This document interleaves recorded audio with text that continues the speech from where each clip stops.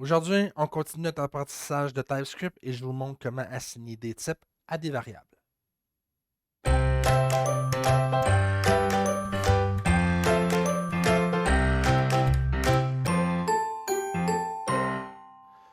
Comme je vous l'ai dit, une des fonctionnalités de TypeScript, c'est de pouvoir ajouter des types à des variables, pouvoir spécifier que telle variable doit contenir tel type d'information.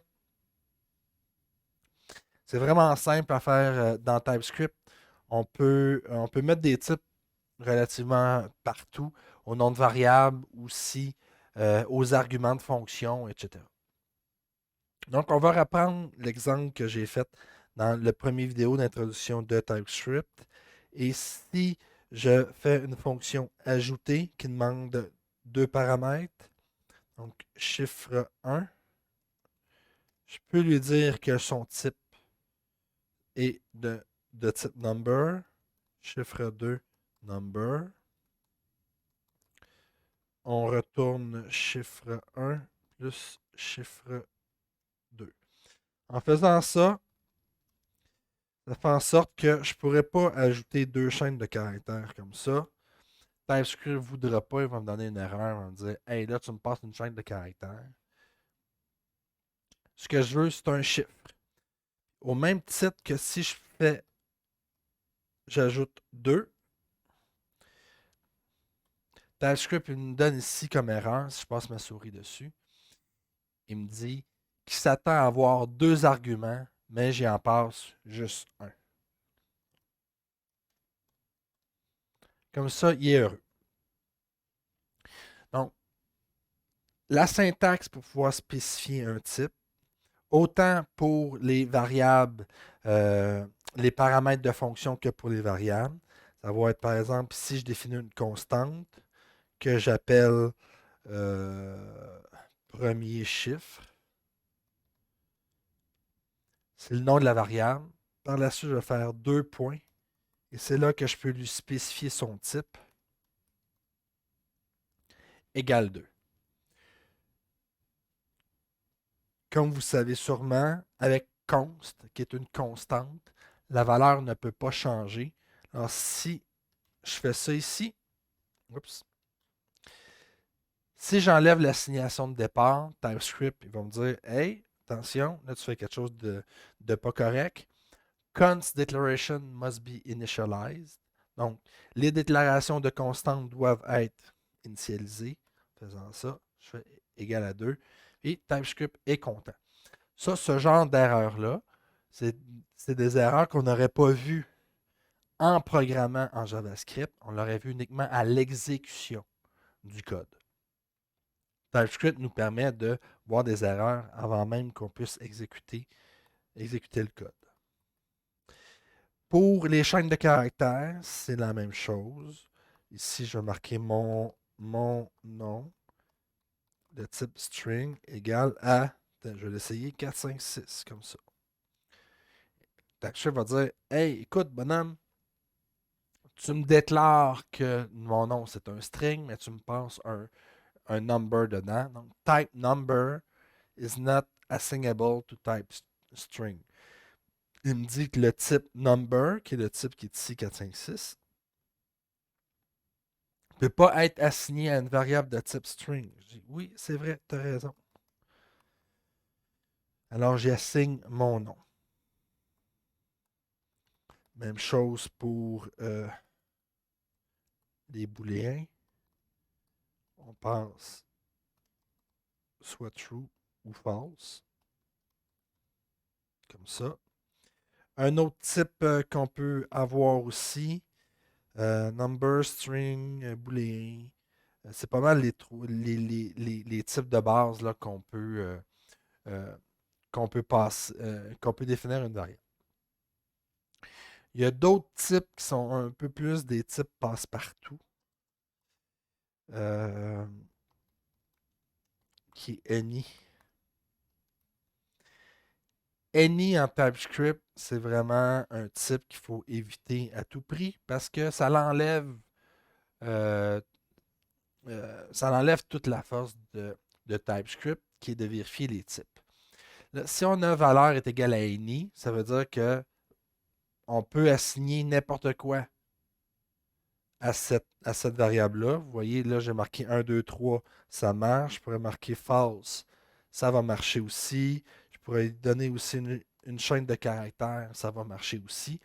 Donc, si dans ma fonction en haut, au lieu de number, je marquais any, comme ça, mais là, à ce moment-là, ça ne sert vraiment à rien d'utiliser TypeScript parce que là, ce qu'on dit, c'est hey, tu peux passer n'importe quoi à cette variable-là. Des fois, le type any peut vraiment aider, mais c'est à utiliser vraiment avec parcimonie là, dans des cas vraiment précis.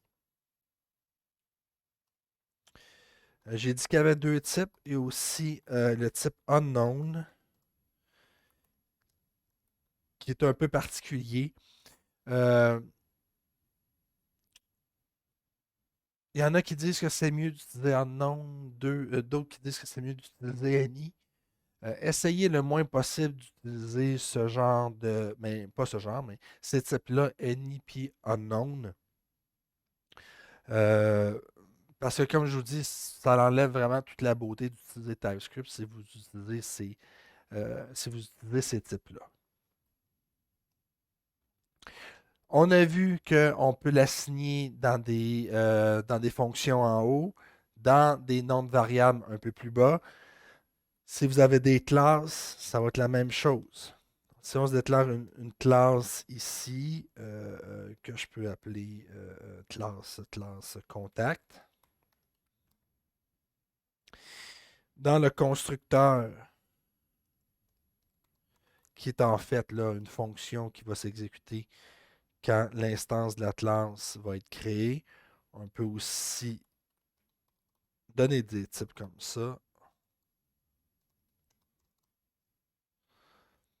Si on a une méthode affichée non, on peut dire que cette méthode-là va retourner une string.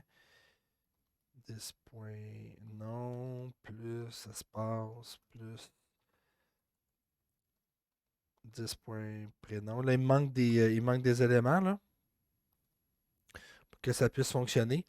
Mais là, j'ai eu, en, en l'écrivant, j'ai eu un petit rappel.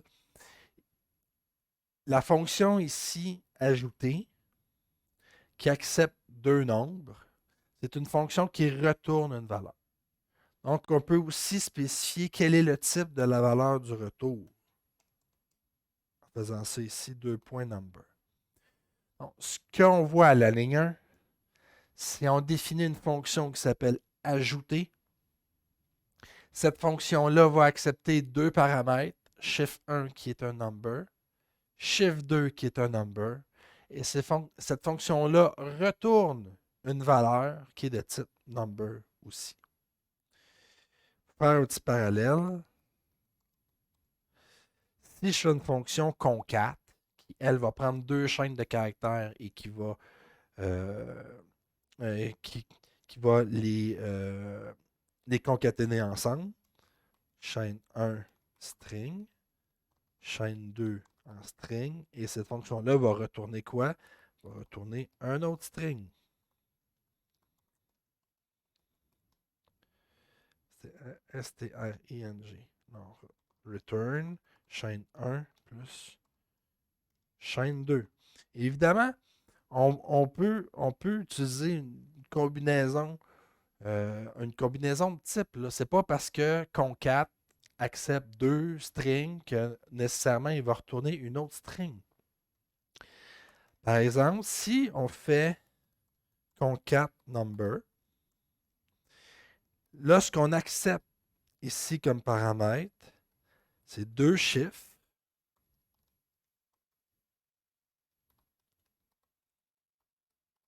Et ce qu'on va retourner comme paramètre, c'est un string. Donc, on passe à la fonction 2 number, et lui, ce qu'il va faire, c'est qu'il va les concaténer comme si c'était des strings.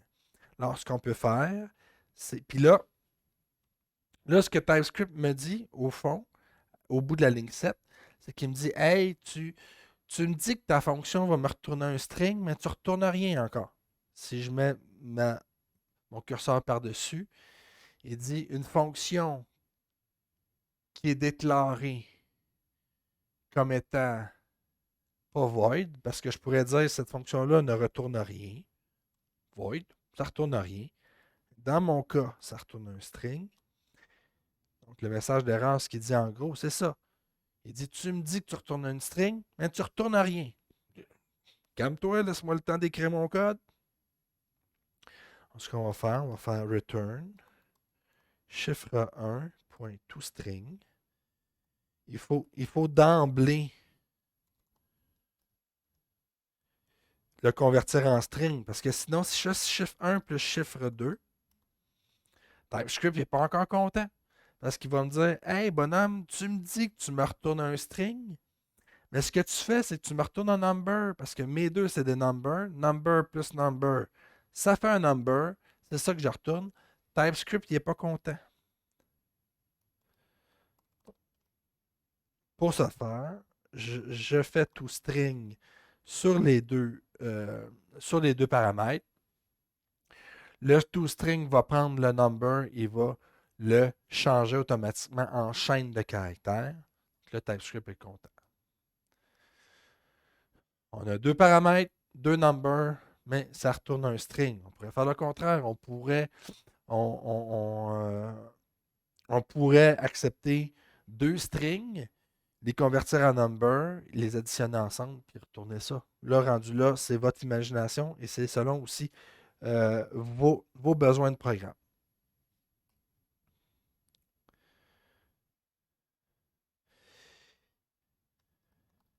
Public, non. Ici, je vais me définir mes propriétés que j'ai besoin dans ma classe. Comme ça. Je vais faire 10.nom est égal à nom. 10.prénom est égal à prénom. Que cette ligne-là ici, elle fonctionne. Ce que j'ai fait ici, je me suis déclaré une classe. J'ai un constructeur, mais oui, je l'ai marqué en français, ça l'aide. Constructeur. J'ai un constructeur. Le constructeur, il demande d'avoir deux paramètres, un nom et un prénom. Qu'est-ce qu'on fait avec ces paramètres-là? Ben, je me suis déclaré deux propriétés que j'appelle aussi nom et prénom. Juste pour éviter un conflit, là, je vais marquer nom du contact et prénom du contact. C'est pas que c'est pas permis d'utiliser le même nom, mais c'est juste que ça l'évite une mauvaise compréhension dans l'explication. Alors, je recommence. Ma classe, j'ai un constructeur qui demande deux paramètres que j'appelle nom du contact, prénom du contact.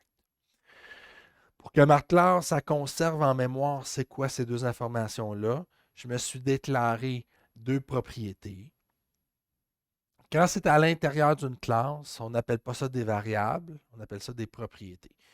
Alors, c'est deux propriétés qui sont à l'intérieur de ma classe, que j'ai appelées nom et prénom. Dans mon constructeur, je prends les deux paramètres qui m'ont été passés et je les assigne à la bonne propriété. Ce qui me permet de faire ici afficher nom, espace, prénom. Donc, si je fais contact est égal à new contact, je fais ça comme ça. TypeScript n'est pas content. Pourquoi? Parce qu'il me dit, hey, je m'attends à avoir deux arguments, mais tu m'en as passé aucun. Je fais parfait. Et pour m'aider, ce que Visual Studio Code fait, c'est qu'il peut me dire c'est quoi les paramètres, c'est quoi les types. Quand je fais New Contact et que j'ouvre la parenthèse, on voit que Visual Studio est assez gentil pour me dire le premier paramètre s'appelle nom du contact. Parfait. Et virgule. Le deuxième paramètre, c'est prénom du contact.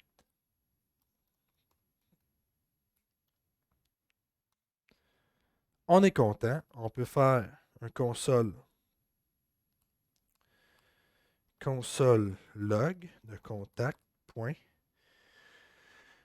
Je me suis défini une méthode. Donc, à l'intérieur d'une classe, on n'appelle pas ça des fonctions, on appelle ça des méthodes. Je me suis défini une méthode afficher nom que je vais utiliser ici, comme ça.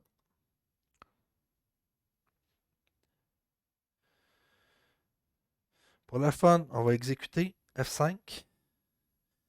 Je ne semble pas avoir d'erreur. J'ouvre la console et là, Vincent Bergeron qui est affiché. Peut-être que vous seriez attendu à ce que ici le résultat de 2 plus 3 s'affiche à la console. Malheureusement non, parce que je n'ai pas dit de l'afficher. Donc, lui, tout ce que le code a fait, c'est qu'il l'a appelé. Il a appelé 2 plus 3. Le résultat, on ne fait rien avec. C'est un résultat qui est perdu. Alors, on pourrait tout simplement faire résultat. Puis après ça, faire console.log de résultat. Ou bien on aurait tout simplement pu mettre l'appel de la fonction à l'intérieur du console log, comme ça ici. On aurait pu faire ça ici, puis le mettre là à la place. Là, j'ai tout simplement décidé de l'assigner à une variable. Faire F5. Ça va me permettre de vous montrer d'autres choses. Ici, debug console, on voit le 5 et le Vincent Bergeron. Ce que ça me permet de vous montrer, c'est à la ligne 15. On sait que ajouter retourne un number. On le sait parce qu'on l'a défini ici. Ajouter retourne un number. Donc, d'emblée, même si je n'ai pas de type ici à la ligne 15, const résultat, il n'y a pas de 2 points avec le type après. Si je passe ma souris par-dessus, Visual Studio, il me le montre que le résultat est d'un type number. Pourquoi? Parce que lui, il sait que ajouter, c'est que la fonction ajouter retourne un number. Donc, d'emblée, il dit résultat est un number. Il sait. À preuve, si je change le const pour un let, donc en faisant ça, ça va me permettre de changer la valeur à l'intérieur de ma variable. Si je fais résultat égal à une chaîne de caractères, TypeScript ne voudra pas. Ici, string is not assignable to type number. Donc, il sait d'emblée. Ici, en ne mettant pas de type, il prétend que résultat va être de type number. Il n'y a rien qui m'empêche de l'ajouter comme ça. Ça ne change absolument rien. Même que selon ma vision des choses, c'est mieux de le rajouter. Pourquoi c'est mieux de le rajouter? Parce que si on fait ça ici et qu'on décide éventuellement que ajouter ne retourne plus un number, mais ajouter retourne un tableau. Un tableau de chiffres. Ici, je vais juste enlever ça. On décide qu'ajouter retourne un tableau de chiffres maintenant. Et compte tenu qu'on n'a pas forcé le type à la ligne 15, ben, TypeScript, lui, tout simplement, il prétend que le résultat maintenant est rendu un tableau de number. Mais ça veut aussi vouloir dire que ça risque peut-être de briser d'autres choses parce que peut-être que le reste de notre code, lui, s'attend à ce que ce soit vraiment un number, mais ce qu'on va recevoir, c'est un tableau de number. Alors, si on le force le type comme ça, là, à ce moment-là, à partir du moment où on va changer notre type de notre fonction ajoutée, TypeScript va nous dire ici, hey, résultat, là, ben, c'est pas type number, c'est rendu un type tableau.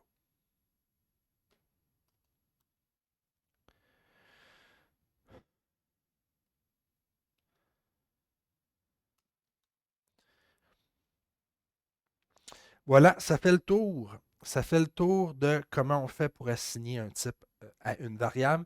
Si vous avez des questions, gênez-vous pas pour les mettre dans la section commentaires du vidéo. Ça va me faire plaisir soit de vous répondre dans la section commentaires ou bien tout simplement de refaire une vidéo explicatif pour donner plus de détails à mes explications. Je vous invite à liker La vidéo, ça aide beaucoup à savoir qu'est-ce que vous appréciez ou pas. Je vous invite aussi à me suivre sur Twitter, Bandana Code 2020, et d'aller voir ma page Facebook, Bandana Code. D'ici le prochain, je vous dis ciao.